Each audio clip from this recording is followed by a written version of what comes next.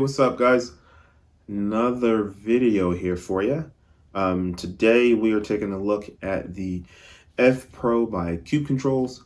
This review has been done by plenty of people, but I've had a few people ask because I run it on the Moza R9 wheelbase, and I've used the Moza R9 for quite some time now, and being that I've had quite a few wheels with them and I've tried some aftermarket wheels, a lot of people have asked, well, how does it work?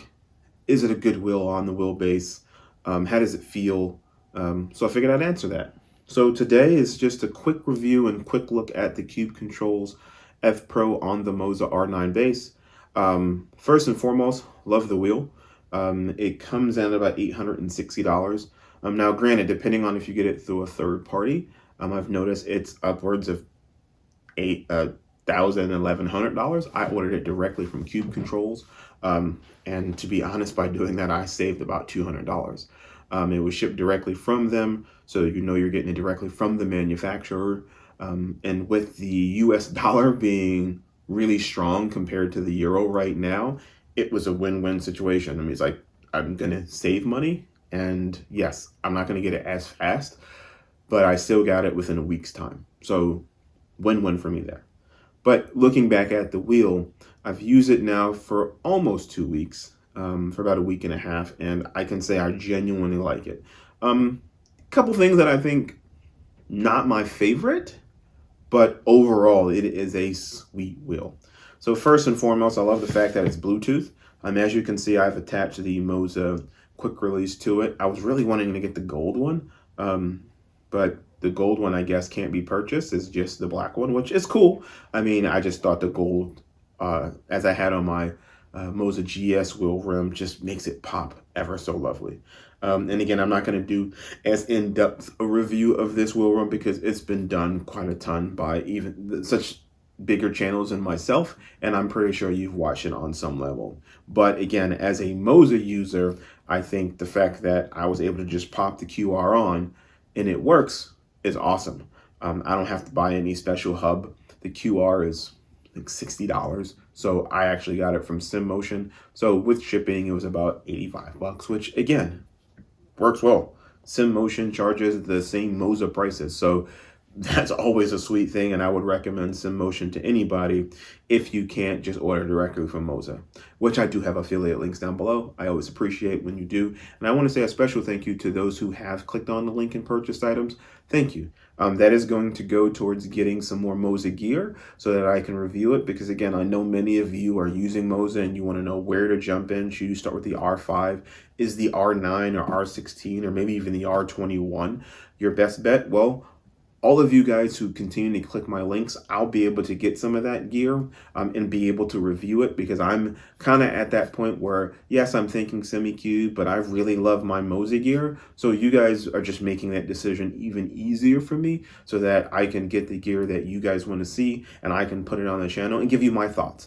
I'm not the know-all, but I'm a noob to sim racing like many of you, or some of you who've just come from some, you know, less powerful wheelbases and you're wanting to know and ask these questions and get answers, and I'm always here to help. So again, I appreciate that and I want to say thank you. With that being said, again, so the F Pro, I attach my QR. One, attaching the QR, it could be better. Like, it's not as easy as it should be. For instance, as an example, trying to get back here to attach, because what they've done with the attachment, so you can attach your QR, because you're not attaching it directly to the wheel, they have this spacer here so that it attaches to the wheel rim, and then you attach your wheel rim onto the QR. Trying to reach them, and then there are threaded holes and non-threaded. Well, if you want to use the non-threaded, which you would use for the Moza QR, because the QR has threads on it, getting to them, like getting around the little Bluetooth dongle, is absolutely atrocious. Like, if you're gonna make it so that I can get and put these different screws in, I couldn't even get to that unthreaded hole, and getting to some others are just way too difficult. So I just kind of gave up and was like, you know what, I'll just use a threaded one, and took my time and was able to get it to thread perfectly fine. But again, that's just one additional thing that to me The only way of getting around that is actually taking off the front housing, is my presumption, revealing the back plate, and then attaching the QR by removing this, attach the QR, and then put it all back together. Which is a step that, to be honest, I had to do that with my Leo XZ XF1. And I'm not a fan of taking apart my entire wheel to get to the QR. I know for some wheels it has to be done depending on the type of QR that you have. And I understand since Moza went with this NRG style, which I think is just the best in the business and the standard. And if it's on a race car, it works for us sim racers. But I think ultimately that's the one thing I was like, well, getting to it wasn't that easy. You have pieces in the way. So I can only get 3 of them threaded, which they do provide the screws, which is awesome, because the Leo XZ XF1 did not. I had to go to the store to grab some because I didn't have any lying around. So again, I do think it's awesome that Cube Controls includes the tools, but trying to attach this QR. Now, if we had a QR like the Fanatic QR, where you're attaching it from the top down, easy. They've got threaded holes, you simply thread them on and you're fine. But to attach this, and they give you the tools and you can reach around and you can put it there. But the one thing that also sucks is, you know, there are parts on here that are magnetic, so it pulls away when you, so it's just, it created some difficulties getting the QR attached that is just not fun. Now, once attached, you're good. With the 3 bolt holes, you're fine. You're not going to notice any flex, any bend with that carbon fiber. And I mean, it's just absolutely amazing. And again, it works on my Moza R9 and does everything I want it to do. I mean, as you know, if you've watched any other review, the lights are backlit. So, I mean, I think mine is actually dead because I think my daughters were playing with it. Oh yeah, there go the lights there. So yeah, my daughters were playing with it and pushing the buttons. Because again, you know, it's sturdy. They were sitting in front of me, sitting on, and they were pushing it. But again, I have all my buttons labeled. Some of them I don't use. It has about 50 inputs on it, which is more than enough. I don't use them. But to have it and have it as an option is great. The shifter paddles, they're not loud, quick throw. I love the fact that they're adjustable. There's the one thing, like I love the Moza GS wheel. I just wish that these were adjustable and I can bring them closer. Because when I first got it, the F Pro, they were further back here, so you had to reach a little bit for them, which is not a problem. Moza GS, love it. I would recommend it to anybody. For $499, it's probably the best bang for buck you can get on the market, especially for a versatile wheel that's 300 millimeters and you can do F1 racing and any type of racing. Moza GS wheel, thumbs up from here. I just wish you could adjust it because I had the Leo XZ XF1 and having it closer, especially for formula racing, I've noticed I like that a lot. No, I don't have big hands. So for me, that worked out well.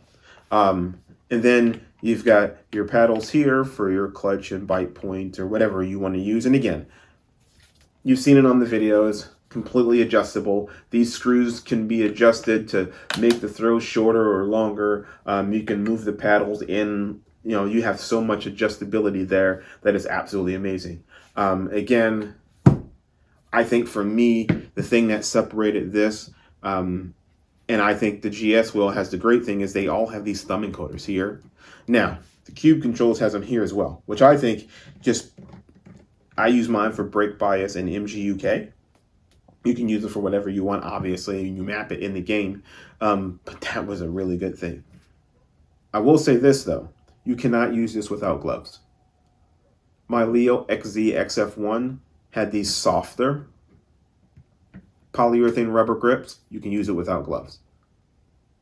Best feeling ever. Kind of like the GSI wheel, the Gomez Sim Racing wheel, Industries wheel. Expensive. And I've gotten to use it at Micro Center. I really want that wheel as well. And maybe we'll see in the future because they're coming out with their Hyper wheel, which is a formula wheel, it's supposed to be smaller. But those grips feel amazing. These are, yes, are injected polyurethane, but they're much harder and they're very smooth. So when you're racing, as you can see, like no matter, I mean, you don't want to squeeze the rim with all of your strength. You have to wear gloves using these. Not that it's a downfall, but I do enjoy not wearing gloves, to be honest. I would much rather race without gloves, but racing with them doesn't cause any headache or issue. It's just you have to make sure you buy a set of gloves that have some sort of grips on the center part. Because some of the gloves I've purchased, they do not, and they're rather smooth. So because of that smoothness, it just slides across. So great wheel rim. Wish these were softer and had a little bit of tackiness to them. I would much prefer those GSI ones as well, because again, I like that feeling, but again, completely subjective. But other than that, I've mapped everything, my display, my engine maps, the toggle switches for lights and wipers. It comes with your USB cable. I love the fact that it is simply magnetized. You get it close to it, it sticks and attaches on. Of course, I put it upside down, but it attaches on, it sticks, and it's not going anywhere. I mean, and to me, I have a USB hub on my GT Omega Prime rig, and it attaches and works perfectly fine. So I would say that's perfectly fine. But for those of you who say, you know what, mine is too far away, I can't do it that way, you can also connect this via Bluetooth. There is a light right here, which may be hard to see. It's not on because it's not connected via Bluetooth. But right here, you have a Bluetooth, which is attached, and the Bluetooth dongle, I'm not sure if you can see it, is right back here. Right here, which again gets in your way when trying to attach to QR, but the Bluetooth dongle is there, and depending on how far your computer is away from you will determine whether or not you use Bluetooth or not. For me, it's not that far, but I noticed I did get a little bit of interruption because that's too far from the computer. So I use it wired, and to be honest, I prefer wired, or if it's like Moza and you buy one of their wheels, it's connected and the Bluetooth dongle's right in front, then that's perfect because it's right there. You're not going to notice anything. But preferably wired for me, I think is the best, just because there's nothing to interrupt that signal as long as you don't have any EMI interference. So for me, that's kind of what I prefer. But what we will do is we will take this, get this on the rig so you can see with the lights lit up, and see how I really like it and see how much I think you should invest in it if you have the money. And again, I will not tell you to get this wheel over a Moza wheel, because I think the Moza GS and now the F Pro are sweet. But as we did in our last video review, I don't see a point in the screen. I can't see it in my GT position at all. So for me, it becomes a waste of money, unfortunately. As nice and as sweet as that wheel rim is, that piece of it was impractical. But again, it's 280 millimeters as well. And that's a great alternative if you're looking to have something that has that digital screen on it. For me right now, it's just not something that's in my current purview, but who knows what the future brings. So let's get this on the rig. Let's show you how it looks, show you how it operates. And again, we're not going to do anything in depth, and see how much I like it. Let's get on the rig now. Peace.